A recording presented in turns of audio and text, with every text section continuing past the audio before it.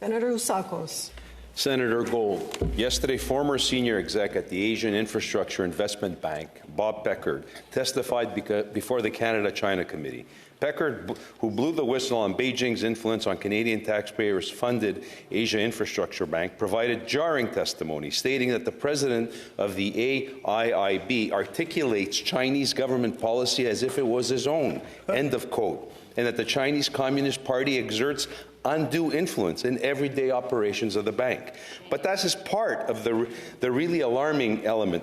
Mr. Peckard stated that Canada has not received a single thing of tangible value by giving $250 million in taxpayer money to the Asian Infrastructure Bank, and that he is unaware of the Liberal government demanding a return of that money back. Senator Gold, is that true?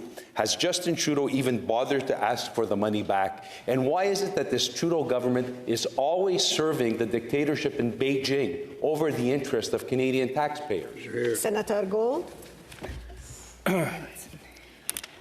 Your last statement is simply untrue.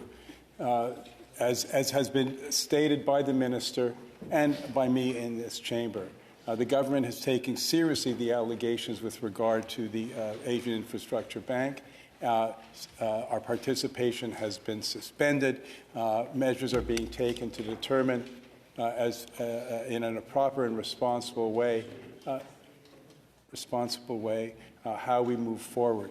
And again, I remind colleagues that the government is responding properly and appropriately to the changing relationship that we have and that we now understand with China. Senator Usakos. Turning over hundreds of millions of dollars to the dictatorship in Beijing is not responsible. Senator Gold, after 8 years, Trudeau's wasteful spending has added more to the national debt than all previous governments and prime ministers combined.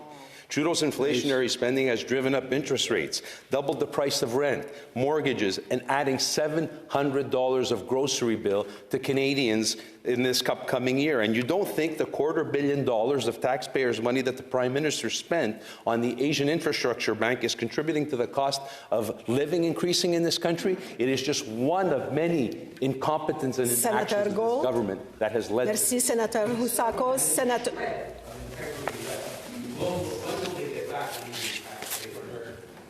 Senator Gold. And to investigate fully the Asian Infrastructure Bank.